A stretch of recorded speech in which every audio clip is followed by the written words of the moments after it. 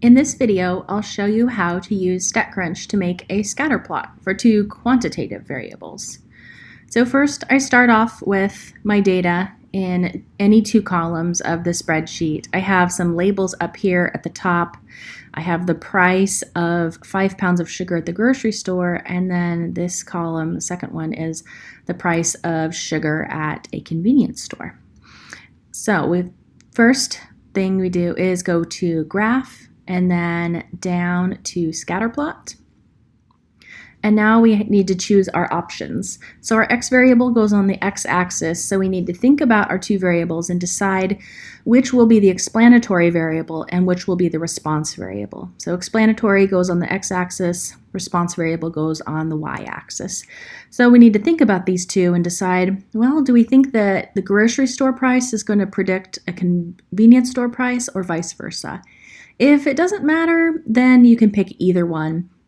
For these two variables, I'm not sure that it really matters which is x and which is y, but if you have another data set where you're looking at the price of food based on how far away a store is, then it might be a more obvious choice for which variable becomes the x variable, the explanatory variable. So I am going to use the grocery store as the x variable and convenience store data as the y variable. Again, it may not really matter. So we're going to skip the where. We don't need to group this by anything. If you did have another variable in like a third column, you could group it and then you could get those points to be different colors, but that's not the case here. And we are just going to display the points. We don't want to connect anything with lines. We can change the point size and line size if we want to.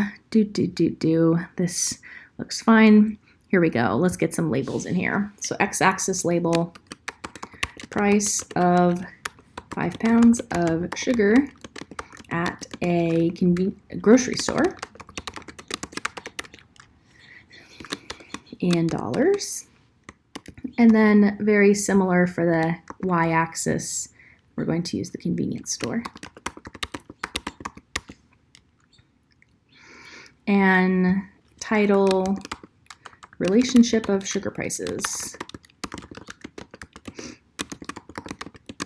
or something else that makes sense. And since we're only graphing one graph, we only need one row and one column per page, and then we compute. All right. So what do we see here? We have a number of points up at the top of the plot and then one down below. It's interesting. I wonder if that is an outlier. Seems to be a lot of repetition up here. So the point of the scatter plot is to look for the shape of the data, any patterns that you see. So is there a linear trend? If there is a linear trend, then it's okay to go ahead and compute a correlation and a regression line. If the pattern is not linear, then we'd need to either remove some points because they are truly inaccurate, not just because we want the graph to look nice.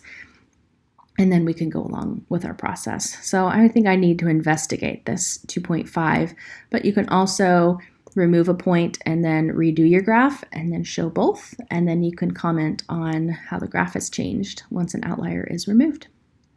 So there you go. That's how we graph a scatter plot in StatCrunch.